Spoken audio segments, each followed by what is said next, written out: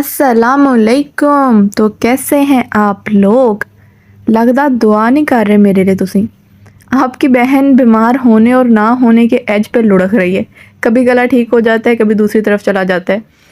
तो जी बस इसी तरह आज ठीक था तो मैंने सोचा कि वीडियो अपलोड करती हूँ। और आज की वीडियो में आपको व्लॉग भी मिलेगा, स्टिचिंग ट्यूटोरियल भी मिलेगा। तो आप लोगों ने वीडियो को लास्ट तक देखना है और हमारा चैनल सब्सक्राइब नहीं किया तो कर लें और बेल आइकन लाजमी प्रेस करें ताकि फिर आपको मेरे पे आके गुस्सा ना करना पड़े कि मैं वीडियोस के स्टिचिंग ट्यूटोरियल्स क्यों नहीं अपलोड करती। अभी पहले मैं आपको इसकी डिटेल बताऊंगी, फिर कैथरीन बाजी आपको दिखाती हैं सारे इसके नेक लाइन पे भी डिज़ाइन है वो सारा कुछ। जब एक दफ़ा आपको डिज़ाइन की समझ आ जाएगी तो फिर हम आपको इसको बनाना भी सिखाते हैं।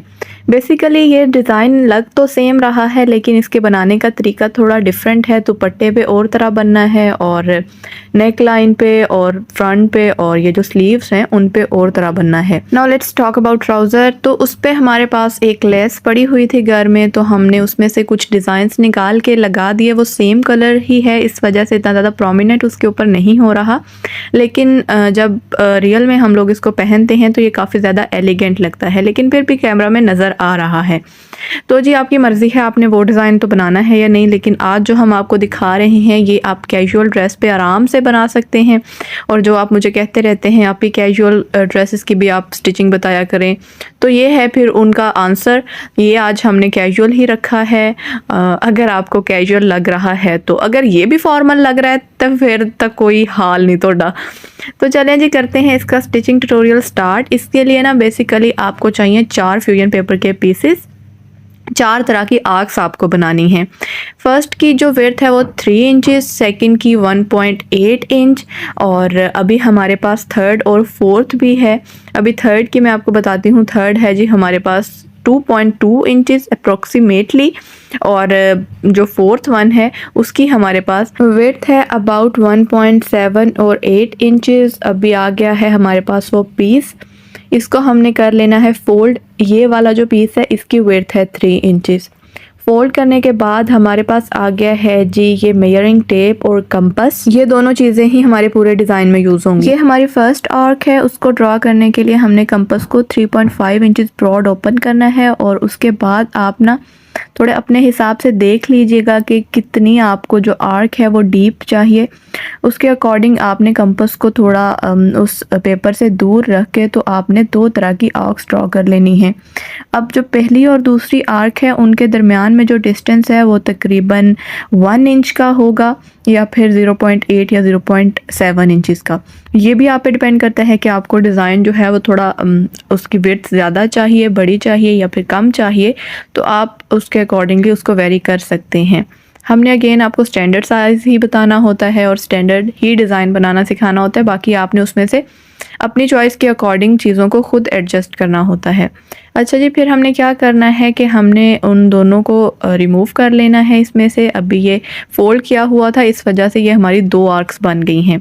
उसके बाद क्या हुआ जी, उसके बाद हमारे पास ये आ गया एक पेपर। ये कैटलॉग था एक ड्रेस का जो हम पहले अपलोड कर चुके हैं, ग्रीन वाला। ये देखें कैसे बना हुआ है, सिंपल सा, और हमने इसको कैसा बनाया है। अगर आपने वो व्लॉग नहीं देखा तो आप देख सकते हैं। फिर उसके बाद हमने क्या किया है जी, 10 इंचेस ब्रॉड जो है वो हमने कंपास को ओपन किया है और फिर हमने उसके साथ एक सर्कल ड्रॉ कर लिया है। बेसिकली हमारे पास ये जो सर्कल है ना, ये फोर्थ इसका जो पोर्शन है वो एक आर्क बनाने के लिए यूज़ होना है। हमने सर्कल को बना के उसको फोल्ड किया है, फिर उसके बाद अगेन उसको फोल्ड किया है और उसके बाद जो पोर्शन बचा है उससे हमने ये 2 आर्क्स ड्रॉ कर ली हैं। ये जो अभी मैंने बड़ी वाले आर्क आपको बनाना सिखाई है ना, उसके ऊपर ये छोटी वाली लगनी है। इस वजह से हमारे पास ये जो आर्क्स हैं ये वाली उससे विड्थ में कम है। तो आपने क्या करना है जी, इसी तरह आपने छोटी आर्क्स बना लेनी है और इनको फिर इसके ऊपर आपने इस तरह करके पेस्ट करना है। ये वाला जो मेन डिज़ाइन है ये बनेगा, लेकिन दोनों तरह से डिफरेंट बनाना है दुपट्टे पे और बाकी जो डिज़ाइन है। यहाँ तक हमारी 2 आर्क्स बन गई हैं जो दुपट्टे में यूज़ होनी है। वो 2 नहीं यूज़ होनी, वो काफ़ी ज़्यादा यूज़ होनी है, लेकिन हमने आपको सैम्पल के तौर पे 2 बना के दिखाई हैं। अभी फिर हमारे पास दूसरी आर्क्स हमने बनानी है। उसके लिए हमने 1.8 इंचेस ब्रॉड कंपास को खोल के एक इस तरह का सैम्पल ड्रॉ कर लिया है सर्कल का। अब इस सर्कल को यूज़ करते हुए हम अपने फ्यूजन पेपर पे आर्क्स ड्रॉ कर लेंगे। ये ये वाला फ्यूजन पेपर का वो पीस है जिसकी विड्थ मैंने आपको स्टार्ट में 2.2 या 3 इंचेस बताई है। तो उस पर आपने ये इस तरह की एक आर्क ड्रॉ कर लेनी है। उसके बाद जो इनका डिस्टेंस है वो आपने 1 सेंटीमीटर रखना है। ये देख लें, इंच में सेंटीमीटर्स होते हैं और उन सेंटीमीटर्स में से आपने 1 सेंटीमीटर इसमें डिस्टेंस रखना है। और डिस्टेंस रखने के बाद आपने क्या करना है, इस तरह आर्क की शेप में ही उस पर मार्क लगाते जाना है, ताकि फिर आप लोग जब इसको काटें तो फिर आप लोगों को मसला ना हो। जब ये इक्वली सारे मार्क्स आप लोग लगा लें तो फिर आपने इसके ऊपर वही वाला सर्कल रख लीजिएगा। अगर आप उसके बगैर भी इनको जॉइन कर सकें तो करके आपने दूसरी वाली आर्क बना लेनी है। इसकी अब देखें विड्थ जो है वो हमने जो पहली आर्क्स बनाई हैं उनसे काफ़ी कम है। अब यहाँ तक हमारी 3 आर्क्स बन गई हैं। Now it's time for the 4th one. तो उसके लिए हमारे पास वही वाला सर्कल आ गया है। सर्कल हम वही क्यों यूज़ करें, क्योंकि लेंथ तो हमने सेम रखनी है ना, आर्क की विड्थ जो है वो डिफरेंट है। तो हमारे पास ये देख लें 0.3 जो है वो सेंटीमीटर्स हमारे पास इस आर्क की विड्थ है। अगेन हमने इसको भी कट कर लेना है। अब यहाँ तक मैंने आपको दिखा दिया है कि हमारी 4 आर्क्स बनी हैं, 2 दुपट्टे के लिए हैं और बाकी जो सारा डिज़ाइन है उसके लिए ये वाली आर्क्स यूज़ होंगी हमारी। अब इससे भी कम कर सकते हैं, इससे बड़ी भी कर सकते हैं, चॉइस इज़ योर्स। हमने तो जी आपके कोर्ट में बॉल फेंक देनी होती है, फिर आपकी मर्ज़ी है, जिस तरह मर्ज़ी खेलें अपने डिज़ाइन के साथ। गला थोड़ा ख़राब है तो आवाज़ जैसी भी है, जितना समझ आ रहा है थोड़ा सा कोऑपरेट कर लें आप लोग। अगर एक दफ़ा समझ नहीं आता तो दूसरी दफ़ा वीडियो देख लें, लेकिन मैं कोशिश कर रही हूँ कि मैं जितना क्लियरली हो सके उतना ही आपको बताऊँ। तो जी अभी हमारे पास आ गया है वो फैब्रिक। उस फैब्रिक पे हमने इन अपनी जो आर्क्स हैं उनको करना है पेस्ट, मतलब उनको प्रेस कर लेना है ताकि वो अच्छे से उसके साथ अटैच हो जाएं। और फिर उसके बाद हमने अब इनकी कटिंग वगैरह करके अपना जो डिज़ाइन है वो बना लेना है। बाकी कुछ कमेंट्स में ऐसे भी पढ़ रही हूँ कि उनको स्टिचिंग नहीं आती, लेकिन हमारा चैनल देख के अब उनका दिल करता है कि वो स्टिच करें। शायद उनको ये लगता है कि स्टिचिंग जितनी डिफ़िकल्ट दिखाई जाती है उतनी डिफ़िकल्ट होती नहीं है। और जब आप टेलर से जाके किसी डिज़ाइन के बारे में बात करते तो उनको मौत ही पड़ जाती है कि ये तो बहुत मुश्किल है, इसके तो हम बहुत ज़्यादा चार्जेस लेंगे आपसे। तो फिर बेहतर है छोटे छोटे डिज़ाइन आप ख़ुद बनाया करें। कहीं से तो स्टार्ट करना पड़ेगा ना। स्टार्ट जब बंदा किसी चीज़ का कर लेता है वो 50% काम उसका हो जाता है। जब आपने इरादा कर लिया कि आपने स्टिचिंग सीखनी है तो इसका मतलब है 50% स्टिचिंग तो आपको आ ही गई है। बाकी अब 50% काम रह गए, वो आपने इंशाल्लाह कर लेना है। और डिज़ाइंस तो फिर आपको हमारे चैनल पे मिलते ही रहेंगे टाइम टू टाइम इंशाल्लाह। तो जी फिर हमने क्या किया है कि उसके ऊपर पेस्ट करके हमने उन दोनों आर्क्स को, पहले हम दुपट्टे का डिज़ाइन बना रहे हैं, तो उन दोनों आर्क्स को हमने कर लेना है जी कट करके उसमें से रिमूव। और ये वाली जो आर्क हैं ये हमारी दूसरी सारी आर्क से इनकी लेंथ ज़्यादा है, विड्थ भी ऑब्वियसली ज़्यादा है। तो अभी हमारे पास ये आ गई हैं आर्क्स। फिर उसके बाद हमने क्या करना है जी, हमने इनको कट्स लगा लेने हैं। कट्स लगा के हमने इनको UHU से अच्छे से इनको बैक साइड पे फोल्ड करके अटैच कर लेना है ताकि ये फ्रंट से नीट हो जाए। और फिर उसके बाद जब हम इनको एक दूसरे के ऊपर पेस्ट करके स्टिच करें तो ये हमें बिल्कुल भी तंग ना करें। तो हमने इनर साइड से भी ऐसे ही करना है और आउटर साइड से भी, और यही प्रोसेस हमने दोनों आर्क्स के साथ करना है। तो ये आ गई है जी हमारी सेकंड आर्क। उसके साथ भी हमने यही किया, उसको छोटे छोटे से कट्स लगा दिए हैं। और कट्स लगाने के बाद उसको हमने फोल्ड करके तो उसको UHU से हमने अटैच कर दिया है। अभी ये आ गई हैं हमारी दोनों आर्क्स रेडी हो गई हैं। अभी हमने क्या करना है जी, इस तरह इनको एक दूसरे के ऊपर पेस्ट करना है। ये मैं लेंथ का इसीलिए कह रही थी कि लेंथ आपने सेम रखनी है, क्योंकि अगर अब आपकी लेंथ ठीक नहीं होती तो ये एक दूसरे के ऊपर आती ही नहीं। तो अभी हमने क्या करना है जी, अभी हम इसको कर लेते हैं स्टिच। ये जो है दुपट्टे का डिज़ाइन है और ये दुपट्टे के ऊपर पेस्ट होगा, तो इस वजह से ये जो आर्क्स हैं हमने इनको नीचे से UHU से पहले कर लिया था ताकि ये नीट हो जाए, फिर स्टिच करने में हमें आसानी रहे। और फिर हम इसको दुपट्टे के ऊपर तो स्टिच कर ही देंगे।